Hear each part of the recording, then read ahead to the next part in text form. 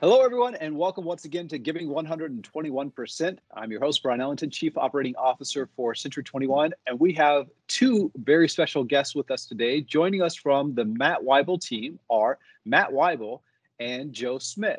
Welcome, guys. Hey, thanks for having us. You have 17 folks on your team, and Joe's obviously one of them.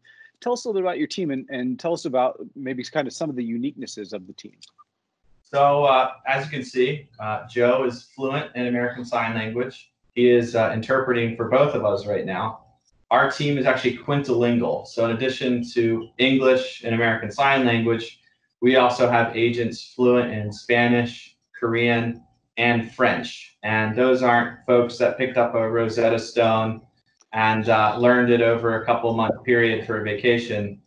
These are native speakers who Yoon is from South Korea, Anais is from France, and Lorraine is from Mexico. So what's really fun and what we wanted to show everyone today is that real estate is a language unto itself, as we say here. But if you can do real estate in your own language, it's amazing the comfort level that our clients have by doing real estate in their native language. You know, it's interesting. We talk about niche to get rich in real estate. One of the things that your team I know does well, and we'll talk about, is sphere of influence. And one of the things that you've been able to take advantage of as a team is the fact that you all have these somewhat unique spheres because of language and also too, we'll talk about probably high schools and things of that nature. Sure. But what a great way to serve different communities within your broader community there in your area.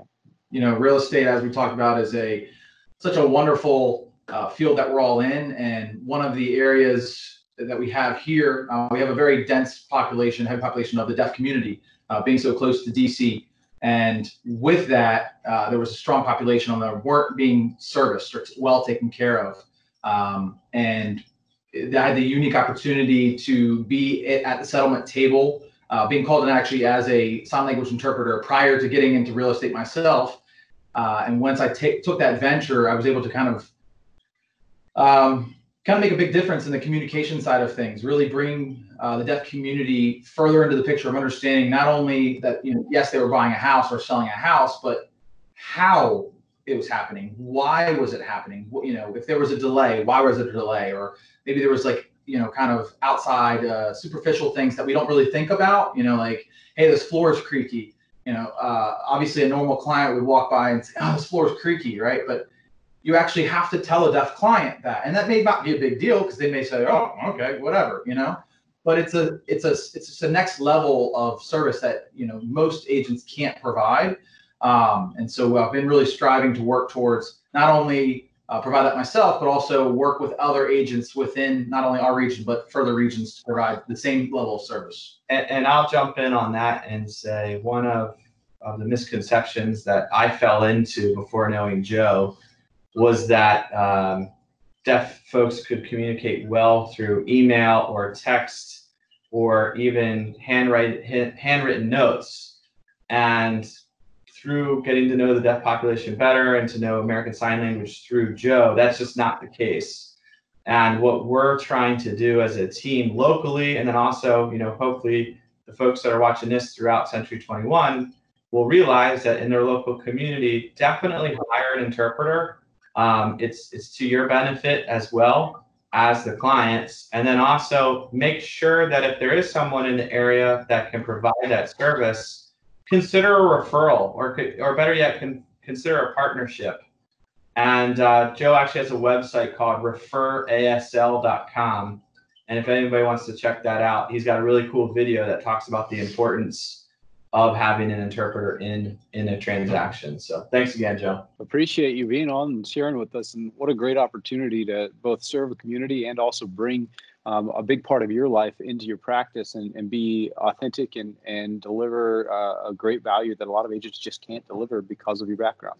Well, one thing that's definitely important for everyone to know that's watching from around the country or the world is that Central Maryland is a very unique market in that we are less than 40 minutes from Washington, D.C., Baltimore, and Annapolis. And in between that triangle, we also have one of the biggest forts in the Northeast, in Fort Meade, that also houses the Department of Defense. So, our niche is that we're in 14 Maryland counties plus Baltimore City. So when we're recruiting to the team, we're not only looking for people to help us expand outward, but also maybe increase our visibility within a community which that person came from. So if I'm in your sphere of influence, how many times a year am I getting touched by you? And what are those touches? Are they phone calls? Are they emails? A little bit of everything?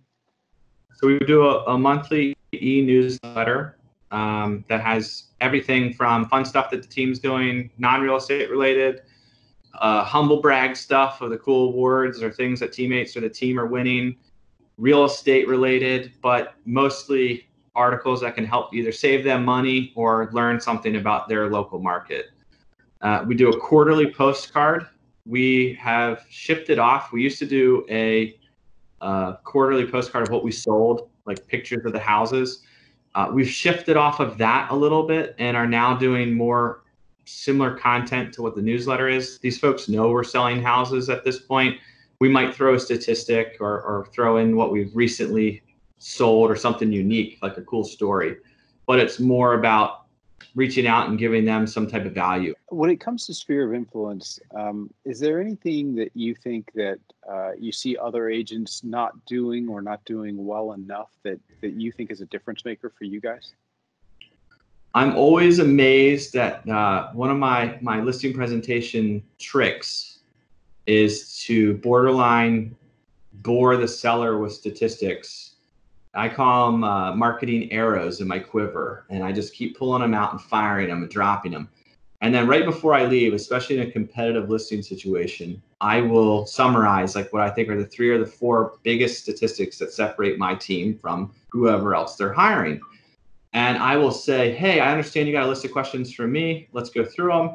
Hey, can I add a few more for my competition? And one of the things that I find wild by adding those questions, which is, how many listings did they sell in the zip code last year? What were their average days on market in this county? What was their average list price, original list price to sales price statistics? And I know all these things, and I want to make sure these other people do too. If you want an instant credibility at a listing appointment, drop those questions for the seller to ask your competition. And when your competition stumbles right over them, the seller doesn't even need to hear what they say. They're already like, hey, Matt knows what he's doing and he's going to sell my house quick. And I use that from a sphere of influence trick to say, keep that in mind for your SOI. Don't assume that they're paying attention to your Facebook or your email blasts or your social media or any of that stuff. Make sure they know by picking up the old-fashioned phone, or if you don't want to call them, text them, and just see how the heck they're doing. But one of the things that has become the most dear to me is the top 50. Top 50 lists, in a nutshell, is write down 50 names of the people most likely to give you a deal in the next 12 months. It's a tough exercise. Some people on my team can only get to 10, 20, 25, and that's okay. But at the end of next year, if they've only done 20 units, that's why. And the way you get to that list is if you've been in the business as long as I have or longer, or even just a couple years, one of the things that other folks aren't doing is taking real inventory of where their deals are coming from. They might say, yeah, I know it's a referral from this. Well, did that referral get a card from you? Did they get the invite to the customer appreciation party and say like, hey, thanks again for referring me this deal. Can't wait to see you at the Taste and Sip in November. All of these things go into the calculation of if you're really working your SOI and these top 50 people are bringing you business, you have to make sure that they want to keep giving you business. And not necessarily, they don't necessarily do it just to get the invite to the party.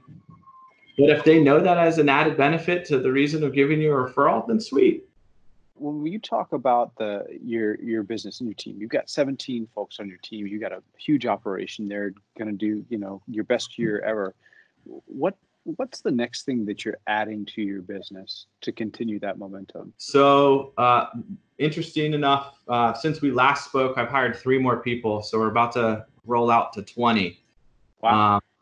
But those 3 folks, the biggest addition, I think that'll have immediate payday for her, but also long-term for our team's viability. She's going to be our rental specialist. And if you're anything like me, listening to me talk, please roll your eyes, because that's what I used to always do with rental business. Poor tenants, they're the least represented people in all of real estate. They call up landlord agents, they call up the landlord directly, they only wait for like stuff to hit the market, and they have no one being their advocate. Well, you know what's wild about tenants? They don't want to be tenants forever. Most of these folks turn into buyers within the first 2 or 3 years. And with a little coaching or a little bit of drip marketing campaign to get them to check their credit or see what they can afford, or, hey, look, maybe you don't even need to rent right now. You can afford $2,000 a month rental. Wow, that's a pretty nice house. Have you thought about buying? And not that we're going to give you any of that pressure, but like, wouldn't you at least like to know? And I've been working on this kind of like my mad scientist project of, can you have a position that focuses solely on rentals that at least makes enough revenue for the person doing it that they're not like, Matt, this is the worst thing ever. Like, I'm doing all of this work and making no money. And then also long-term viability, where that person can refer out buyers for the rest of their life, or better yet, take them themselves and hand the baton off to the next rental specialist. So you talked about the next thing that you're going to do. What's the next thing you're going to stop doing in your business? In-person meetings. I was going to ask you about this, so you were talking about how you're doing Zoom today. So, I always have this kind of thought experiment of what happens if COVID were cured today, would you continue doing that? So tell me more about what you're saying there. There's nothing, I'm old school. There is nothing better than like looking somebody in the eye and like reaching out, shaking their hands and closing them in person in the flesh.